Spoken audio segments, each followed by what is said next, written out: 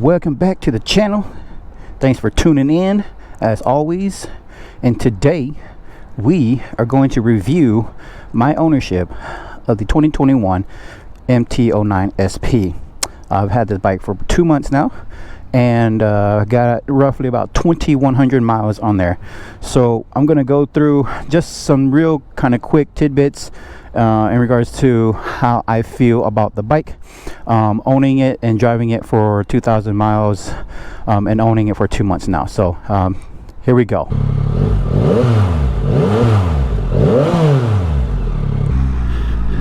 Appreciate you being here. Good times. And we are going to talk about this motorcycle. 2 months, 2,200 miles. What do I think about this long-awaited bike? For me, anyways, what do I think about it? First and foremost, styling, looks, I love it. I'm not going to say much on it. I love it, okay? To each their own. There are prettier bikes out there, but I love the way this bike looks. I love the color scheme. I love the gold forks.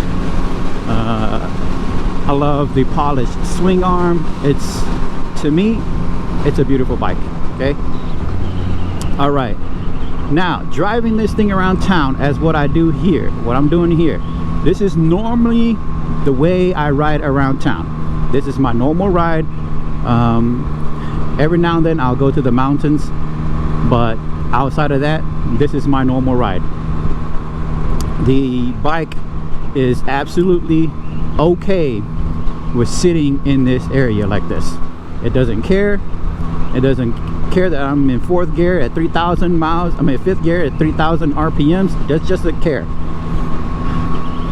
And that's what I want out of a bike, is I do not want it to be struggling to give me power when I need it. And this thing does not struggle to give me power. So that is the other thing. But a little backstory, okay? I'm not a pro rider. I'm just a family guy out here riding on the motorcycle because he likes motorcycles, okay? My extensive career in motorcycle riding is not extensive at all, okay? I have ridden 2 motorcycles in my riding career. First one is the R6, the 2006 R6, and then the second one is this thing, okay? So I don't have an extensive array of motorcycles that I've ridden. It's been all Yamaha, R6, and then this thing. I started on the R6 because I thought it was easy, okay? It was easy for me. It had no power in the bottom end. It was easy for me to start on and learn on. That's what I'm saying about that. The MT09. 5 months I've waited for this, and I drove 9 hours to get this bike. I bought it back in November of last year, and I am extremely excited. I'm still extremely excited to ride this bike around. I love the way it just shines in the sun. All the colors pop, and the looks of the bike, I think it's edgy enough, and I do think that it does push the envelope a little bit in regards to the styling. So that is something that I do like about the bike, is the styling. Power, okay? The power on this bike is no joke, okay? Like, I've been driving, when I first got it, I drove around in mode 3, all right? I drove around in mode 3. I wasn't gonna fool with it because I needed to get used to it. So I drove it around in mode 3 for a while. Now, as far as I understand it, mode 1, 2, and 3 is not different in regards to cutting power. I believe it's just different in regards to how it delivers it, or the throttle, how soon it opens or how late it opens, if I'm not mistaken. I could be wrong, don't quote me. I believe that's what it is. But this thing power wise from the CP3 is phenomenal. It is just phenomenal. I'm sitting here in 5th gear at roughly almost 5 grand, and I'll just twist. Okay, I mean, it's wanting to move. It's just I'm not letting it. So the power is fantastic. The CP3 does a really good job of delivering the power. I mean, it really is an awesome motor. The transmission. Okay, the transmission on this thing is it's pretty close to butter. Okay, like, I mean, this thing is pretty fantastic. It hasn't missed anything. It doesn't act silly. It doesn't pretend that it doesn't want to go into gear. It doesn't do any of that. It's, you put it in gear and it's in gear, and so it doesn't want to pop. It doesn't pop gears out. It doesn't do anything. It responds and mates well with the engine. So the transmission is great. Quick shifter is great. I mean, I'm not going to complain about the quick shifter. This thing is, I mean, it's so great, especially through the mountains, when I'm really kind of grinding the gears and just pumping through the gears as I'm going into the twisties, right? So it's just, it allows me to be concentrated on other things, because it's so smooth going up and down. And so that's, this gear shifter, I mean, this quick shifter is pretty awesome. All right, now obviously the base is different in regards to the suspension, and it has, like, the base doesn't have the cruise control, right? So why did you get the SB over the base? Here's why. The suspension and the cruise control. That's, I'm gonna be straight up, that's why I got it. And will I ever max out the suspension or use the bike's suspension to its max? Probably not, okay, because I don't track, but I do go to the mountains. I haven't touched the suspension. It's been stock setting since I got it from the dealer, and I think that's done pretty well, the way it's at. I'm not gonna tweak it. I'm not gonna mess with it. I don't know enough about suspension to start tweaking with it, but I'm never gonna max out the use of this suspension. I get it, but my reasoning behind getting this versus the base is because I like to mod the bikes. So I would eventually get into modding the suspension on the base, and so I'm like, well, for the $1,600 difference, I can get all the Olean stuff, and I can get the KYBs in the front, and I'm good. I don't need to upgrade anymore. I just need to adjust it later, as I get better at this bike. And so that's the reason why I got the bike. It's because I wanted the suspension. I knew that I was going to eventually upgrade, so I went ahead and just opted for the SP. That's me, okay? A lot of people are like, well, that was pointless. Okay, I get it. I can kind of see where you're coming from, but to me, it wasn't pointless. There was a reason behind it, and again, it's just what I wanted, so I was able to actually get it. And again, I'm super stoked about it. So, and the suspension wants to live in the mountains, okay? Normal riding like this is okay. You'll feel the bumps because the suspension is stiff. You will feel the bumps. It's not so aggressive where it's going to knock you off of the bike, but you feel it. You know that, okay, I just went over a bump, okay? But this suspension wants to live in the mountains. I took it up there a few times, and I'm telling you, this thing, I mean, it leans when I want it to lean. It goes into the corner hard if I'm going hard. It's able to keep up with my skill set, and even actually surpassed my actual skill set. So the suspension is just wonderful on this bike as stock. Okay, I haven't touched it coming from the dealer. So it wants to live in the mountains, and in fact, this bike itself wants to live in the mountains. Okay, again, it's happy putting around town, what I'm doing right here, but this thing really does shine the most in the mountains. Now, because I don't have an extensive bike history, and again, I told you I started on the R6, so the only bike I'm comparing this to feeling wise is the R6.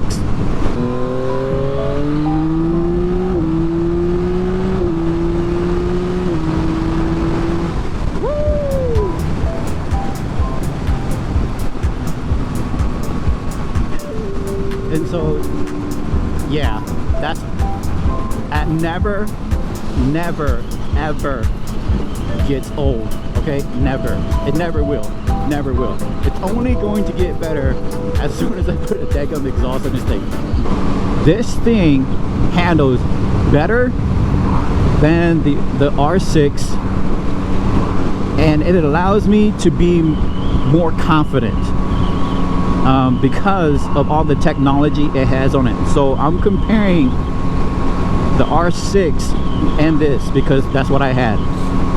Now, this thing produces a confidence in me that I probably shouldn't have, okay? Because this bike, because of all of the technology it has, lift control, 6-axis IMU, the different modes, traction control, all these things, okay? All these things play into making me feel like I'm a better rider than I actually am.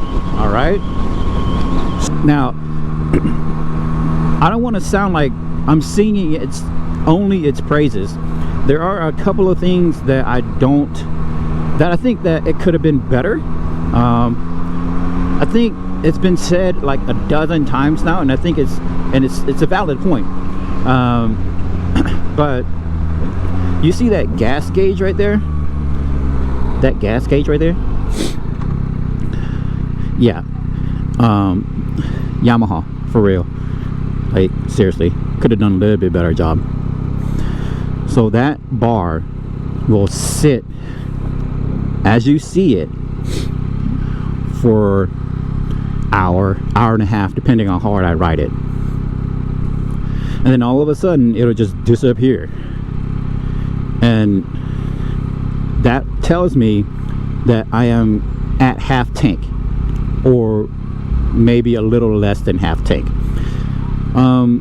I've gotten used to it, but at first I wasn't, and so it scared me a little bit because I was like, oh, I got half tank, I can ride around for maybe another hour or so. Nah, like I'll ride around and then it starts to dip and it starts to drop and the bars start to disappear, and I'm like, well, crap, well, that's fast. I don't know where a gas station's at. And so it has put me in a little bit of a panic mode when I wasn't used to it. I'm used to it now, but could have been better. Okay. Second thing, this wheel here, yeah, like, again, I'm used to it now, right? So, like, see that? See how it's selecting that? Okay, I'm used to that now, and I don't have a problem with it, but it's not the best. Okay, like, it does want to rotate up when I'm trying to press it in, because you'd have to rotate it and then press it in for it to actually select where you're at.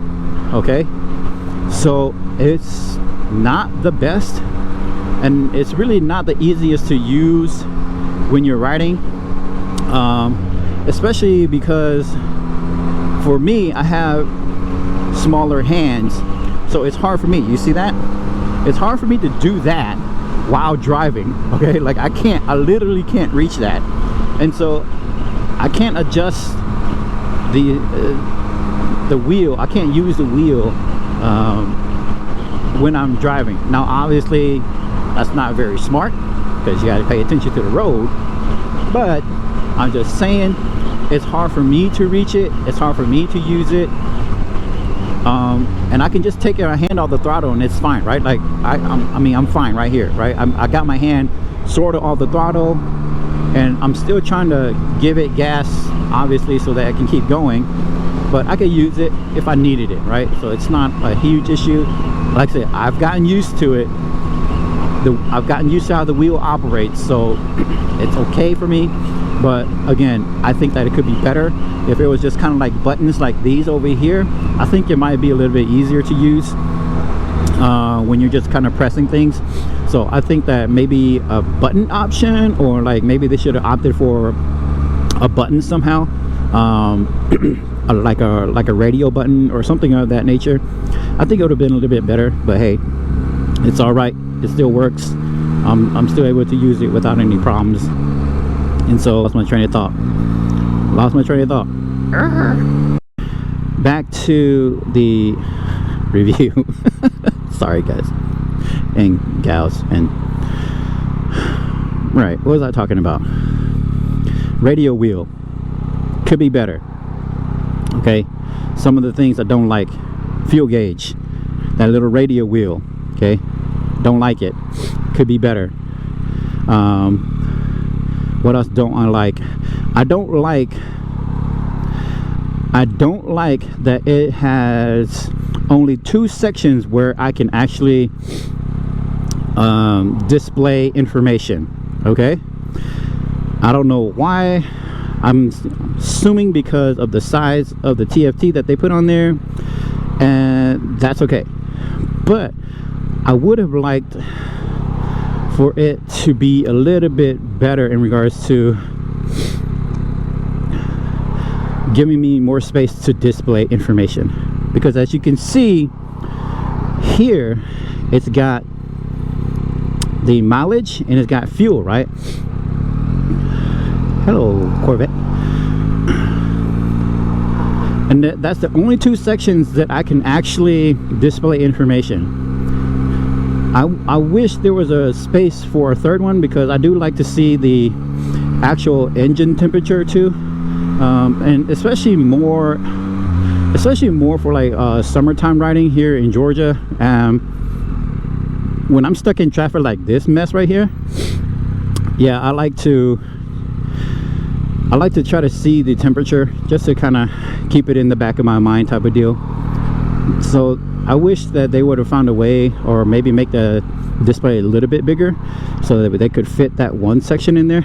But hey, it is what it is. It's all good. The brakes could be better. They work, okay? They work. The brake, but I feel like the brakes should be a little bit better, because this bike has already gotten all of the kind of bells and whistles, right, in regards to an MT09 over the base, right? It's already got kind of all the bells and whistles. So I wish that it could have been a little bit better, or I wish the brakes would be a little bit better. But I believe there's a couple of other individuals who has already gotten the base and the SP that they have changed out the brake pads, and they have said that that helped. So I still got the stock ones on. I suppose I could change out to better brake pads to give me a better bite. So I just haven't done that. Like I said, I don't ride it hard enough for me to warrant a brake change or brake pad change right now. So I'm just gonna ride the stock ones for now. I'm okay. It doesn't, like I said, it doesn't bother me, but at the same time it kind of does. Okay, I mean, if anybody, right, if you are in the market for a bike in the naked area, if you're looking for something to ride around with, I am going to suggest or recommend either the base or the new 2022 SP. Well, why would you do that? Well, because I like Yamaha. I just do. And because I think that it's a great bike. I wouldn't say that it's my opinion, I wouldn't say this is a starter bike. Because the MT09 is too crazy to be a starter bike, in my opinion. But if you have really good self-control in regards to your throttle hand, okay, maybe, but that's just my opinion. I would say maybe the MT07 is a good one to start on, or even the MT03, right? I think those are great starter bikes. This one could be a bit aggressive if you're a brand new rider. Well, I mean, not a little aggressive. It is really aggressive as a bike for a new rider. It would be really aggressive. Now, yes, I would recommend this if you are looking for something in the naked realm. Obviously, there are different bikes, different looks. People have their own flavor. All right, so test them out, taste the flavors. All right, Baskin Robbins, right? They have like 32 flavors. Taste them all.